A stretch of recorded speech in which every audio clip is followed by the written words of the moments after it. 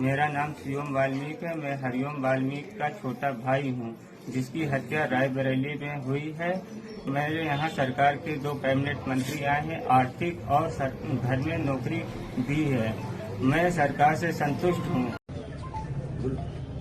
आज हमारे यहाँ राहुल गांधी सर आए हुए थे। हमें उनके आने से बहुत खुशी हुई है और वो हमारे लिए मसीहा है और वही हम चाहते हैं कि वो हमें न्याय दिलाए। नमस्कार, स्वागत है आपका। मैं हूं आरफा खानम शेरवानी। इधर सावधानी हटी, उधर दुर्घटना घटी। भाजपा के कार्यकाल में पिछले 11 साल में लगातार आप देखते हैं कि डॉक्टर्ड वीडियोस और ऑडियोज लगातार आते रहते हैं। यानी कि तस्वीर किसी की है, बोल कोई और रहा है, वो कुछ बोल रहा है लेकिन कुछ और लगाया जा रहा है। लगातार आप ये सुनते रहते हैं। लेकिन कभी कभी सच्चाई को भी किस तरह से डॉक्टर्ड किया जा सकता है, यानी उसको भी पूरी तरीके से बनाया जा सकता है, आपकी आंखों में धूल झोंकी जा सकती है। मैं चाहती हूँ 2 वीडियोस अपनी दोनों स्क्रीन पर, ये दोनों वीडियोस आप देख रहे हैं। एक वीडियो को अगर आप देखेंगे तो आपको ये अंदाजा होगा कि किस तरह से राहुल गांधी जबरदस्ती अपनी राजनीति करने के लिए उत्तर प्रदेश जाते हैं। उत्तर प्रदेश के फतेहपुर में जाते हैं, जहां एक ऐसा दलित व्यक्ति जिसकी पीट पीट कर हत्या कर दी गई, उस व्यक्ति के परिवार से मिलने के लिए उनकी मर्जी के बगैर मिलने जा रहे हैं। और दूसरी खिड़की में आप देखेंगे तस्वीर, जहां की उसी जो व्यक्ति जिसकी हत्या की गई, पीट पीट कर उसको मार दिया गया, उसकी लिंचिंग की गई, उसकी बहन क्या कह रही है। मैं सबसे पहले चाहती हूँ इन दोनों वीडियोस में सबसे पहले आप ये सुनिए कि यहाँ पर ये पुरुष व्यक्ति क्या कह रहा है इस परिवार का, हरिओम वाल्मीकि, फतेहपुर में इस व्यक्ति की कुछ दिनों पहले चोरी के इल्जाम में। जी हाँ, ये कोई नई बात नहीं है कि चोरी के इल्जाम में कोई भी गलत काम किया, एक जरा सी गलती हो गई, जरा सा मैं कहूंगी पलक झपका दिया तो किसी दलित को सरेआम यूं ही मारा जा सकता है। जी हाँ, ये कोई नई बात नहीं है। सैकड़ों साल से हम भारत में यही देख रहे हैं। नरेंद्र मोदी के कार्यकाल में इसमें और ज्यादा बढ़ावा हो गया है। योगी आदित्यनाथ के कार्यकाल में उत्तर प्रदेश में और ज्यादा बढ़ावा हो गया है। सरकारी आंकड़ा ये कह रहा है कि दलितों को सबसे ज्यादा पूरे देश में परेशान अगर किया जा रहा है, उनके साथ अत्याचार हो रहा है, तो वो उत्तर प्रदेश में हो रहा है। तो मैं कहने की ये कोशिश कर रही हूँ कि ये पहली बार नहीं है कि किसी दलित ने कोई चोरी का उसके ऊपर इल्जाम लगा दिया, या उसने कोई गलती से कोई एक जोक उसने कह दिया, या उसने मूछें रख दी, या साइकिल पे बैठ गया। किसी भी जरा सी भी गलती हो और बिना गलती के भी एक दलित की जान ली जा सकती है। और इसीलिए हरिओम वाल्मीकि की अब से कुछ ही दिनों पहले पीट पीट कर हत्या कर दी गई, क्योंकि बताया गया कि इस व्यक्ति के ऊपर चोरी का इल्जाम था। इल्जाम, दोष था। न किसी अदालत में ये मुकदमा गया, न किसी वकील ने जिरह की, न किसी जज ने फैसला सुनाया। वहां भीड़ जो थी, पागल भीड़ ने फैसला सुना दिया और हरिओम को पीट पीट कर मार दिया गया। उसके जो आखिरी शब्द थे, वो शब्द ये थे कि राहुल गांधी की बात कर रहा था वो, क्योंकि ये वही इलाका है जहां से राहुल गांधी सांसद बन के आते हैं। तो ये राहुल गांधी का ये व्यक्ति जिक्र कर रहा था, और जो लोग मार रहे थे वो कह रहे थे हम बाबा के लोग हैं। फिलहाल आप ये वीडियो देखिए। मेरा नाम शिवम वाल्मीकि है। मैं हरिओम वाल्मीकि का छोटा भाई हूँ, जिसकी हत्या रायबरेली में हुई है। मेरे यहाँ सरकार के 2 कैबिनेट मंत्री आए हैं, आर्थिक और घर में नौकरी दी है। मैं सरकार से संतुष्ट हूँ। मेरे भाई की हत्यारों को जेल भेजा गया है। मैं सरकार से संतुष्ट हूँ। मेरे यहाँ राहुल गांधी अन्य पार्टी के नेता राजनीति करने न आए। मैं सरकार से संतुष्ट हूँ। इस वीडियो में आप देख रहे हैं साफ तौर पे ये व्यक्ति ये कहता हुआ सुनाई दे रहा है कि हम सरकार के काम से पूरे तरीके से संतुष्ट हैं। दोषी को सजा मिल रही है, जिसने हमारे परिवार के सदस्य को, हमारे भाई को मारा है, और साथ ही हमें किसी भी राजनीतिक दखलंदाजी की जरूरत नहीं है।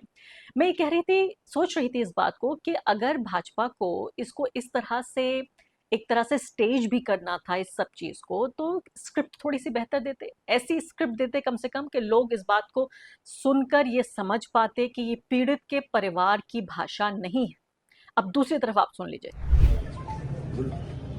आज हमारे यहाँ राहुल गांधी सर आए हुए थे। हमें उनके आने से बहुत खुशी हुई है और वो हमारे लिए मसीहा है और वही हम चाहते हैं कि वो हमें न्याय दिलाए।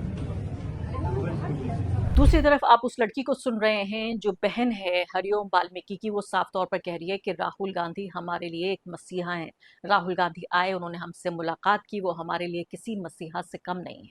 तो आप ये देखिए कि दोनों तस्वीरों में, दोनों खिड़कियों में आपने 2 अलग अलग सच्चाई को देखा। एक वो सच्चाई जो आपको बताने की कोशिश हो रही है, एक ऐसा झूठ जिसे फैलाने की कोशिश हो रही है।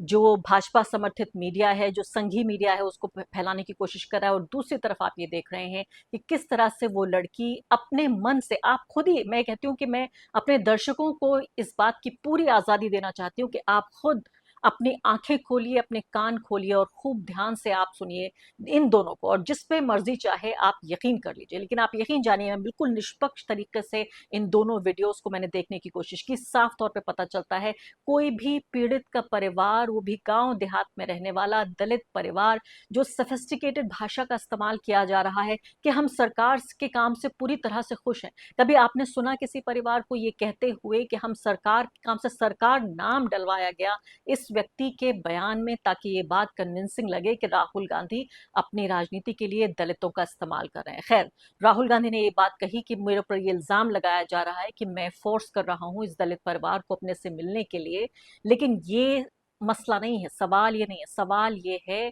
कि जो पीड़ित है उसको और ज्यादा उसका उत्पीड़न क्यों हो रहा है सरकार के बावजूद। यानी कि जो उत्तर प्रदेश सरकार है, इसके अलावा जो केंद्र में यहाँ भाजपा है, इन दोनों की तमाम कोशिशों के बावजूद किसी तरह से राहुल गांधी यहाँ मिल पाए, और इसके अलावा बताया जा रहा है कि आधा घंटे तक उनकी ये बातचीत चली है, और उन्होंने इस जो जो घटनाक्रम ये पेश आया जिसमें इस व्यक्ति ने मरते मरते राहुल गांधी का नाम लिया, उस पर अपनी संवेदना भी जाहिर की है। राहुल गांधी ने ये कहा कि परिवार पीड़ित है, उन्हें और ज्यादा इनको परेशान किया जा रहा है। आप सोचिए, कैमरे के सामने खड़े होकर इस तरह के बयान दिलाए जा रहे हैं। मैं तो ये कह रही थी कि बहन को भी ये बयान देने की जरूरत नहीं थी। अगर ये सच्चाई और झूठ का मामला नहीं होता, आप सोचिए आपके परिवार में अगर कोई मौत हो जाए तो दिन तो क्या, हफ्तों और महीनों भी आप किसी कैमरे से, किसी पत्रकार से बात करने लायक नहीं बचेंगे। लेकिन इस परिवार के बारे में मैं सोच रही थी कि बदकिस्मती देखिए आप कि न सिर्फ कि इनके परिवार का एक सदस्य, उसको इतने बर्बर तरीके से मारा गया, लेकिन जिस बदतरीन तरीके से राजनीति हो रही है, इस व्यक्ति के शव पर राजनीति हो रही है, एक दलित व्यक्ति के शव पर, वो पूरे तरीके से शर्मनाक है।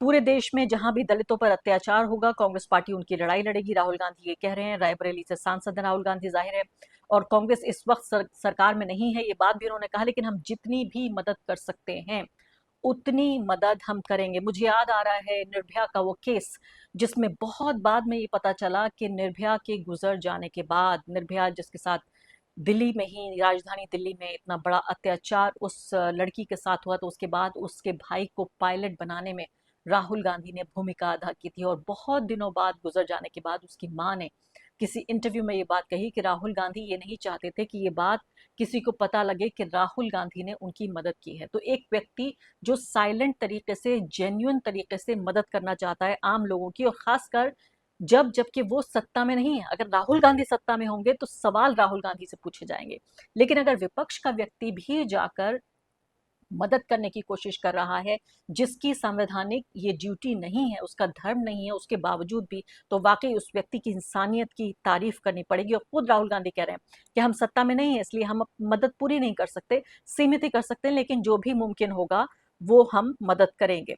तो राहुल गांधी ने इस पर ट्वीट भी किया है, और उन्होंने ये भी कहा कि उनके परिवार की जो आंखों में दर्द जो था, और साथ ही एक सवाल था, वो दोनों छलक रहे थे कि क्या इस देश में दलित होना अब भी जानलेवा गुनाह है। हरिओम वाल्मीकि की नृशंस हत्या ने पूरे देश की अंतरात्मा को झकझोर दिया। इसके अलावा वो कह रहे हैं कि उत्तर प्रदेश में प्रशासन पीड़ित परिवार को डराने में जुटा हुआ है। उन्होंने परिवार को मुझसे मिलने की कोशिश की कि ना मिल सकूं, रोकने की कोशिश की। ये व्यवस्था की विफलता है जो हर बार गुनहगारों को ढाल बनकर पीड़ित को कटघरे में खड़ा करती है।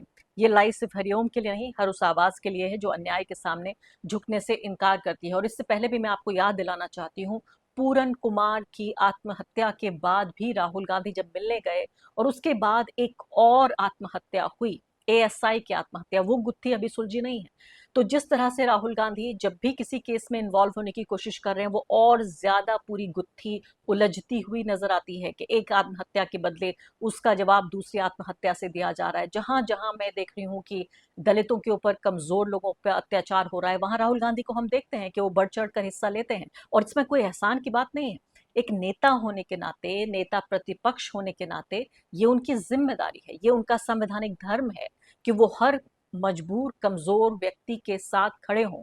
यहाँ सिर्फ बात यह है कि वो व्यक्ति जो अपनी संवैधानिक ड्यूटी का पालन कर रहा है। दूसरी तरफ राहुल गांधी को यहाँ मिलने से रोका जा रहा है, लेकिन नरेंद्र मोदी को तो किसी ने रोका भी नहीं मिलने से। योगी आदित्यनाथ को, उत्तर प्रदेश के मुख्यमंत्री को किसी ने रोका मिलने से। तो फिर आखिर ये लोग पहले क्यों नहीं चले गए? क्यों पहले जाके हरिओम वाल्मीकि से मुलाकात कर ली? इस बात को तो काफी दिन गुजर चुके हैं। इस बीच इतना लंबा वक्त था, राहुल गांधी से पहले जाके नरेंद्र मोदी मिल लेते, आदित्यनाथ मिल लेते, गृह मंत्री अमित शाह मिल लेते, कोई भी मंत्री संतरी को भेज दिया जाता वहां पे, वो लोग मिल लेते, लेकिन वो सब नहीं हुआ। लेकिन राहुल गांधी अगर मिलना चाहते हैं तो उसको रोकने की और कोशिश होगी। इसी के साथ आप ये देखिए, जुबिन गर्ग के लिए भी, जुबिन गर्ग के परिवार से राहुल गांधी असम में जाके मिले। हेमंत बिस्वा शर्मा ये कह रहे हैं, मुख्यमंत्री, कि भूपेन दा की मौत के बाद वो मिलने नहीं आए और अब यहाँ पर राजनीति करने के लिए यहाँ पहुंच चुके हैं असम में। यहाँ कांग्रेस पार्टी ने उनको याद दिलाया कि खुद हेमंत बिस्वा शर्मा ने पिक्चर ट्वीट की थी और इस पिक्चर को शेयर किया था और उन्होंने राहुल गांधी के साथ उसमें बाकायदा टेक्स्ट भी जारी किया था। तो ये झूठ बोलने का जो रिकॉर्ड है, ये कोई नया नहीं है, ये पुराना है। लगता है कि भाजपा ज्वाइन करने के बाद सबसे जो पहली शर्तें होती हैं उनमें एक शर्त ये भी होती है कि आपका काम ये भी होगा कि आपको झूठ बोलना है।